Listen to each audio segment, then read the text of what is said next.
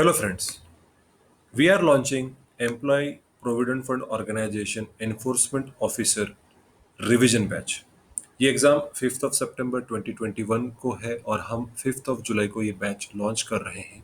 हम आपको 30 वीडियोस या 30 से ज़्यादा वीडियोस देंगे। पर वीडियो मैक्सिमम 10 मिनट का कंटेंट होगा, जिसके अंदर हम general accounting principles, industrial relations, labour laws और सोशल सिक्योरिटी इन इंडिया को कवर करेंगे।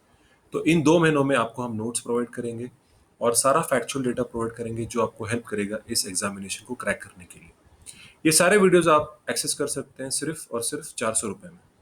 अगर आपको एनरोल करना है तो नीचे मोबाइल नंबर दिए हुए हैं, वो डेफिनेटली आप उसमें जाके बता सकते हो कि आप इंटरेस्टेड हो।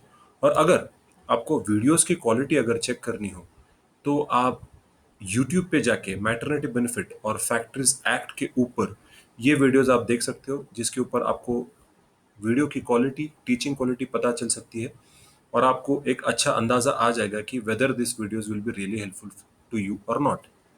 सो डेफिनेटली आप देखिए एंड अकॉर्डिंगली एक इन्फॉर्म्ड डिसीजन लीजिए। Thank you.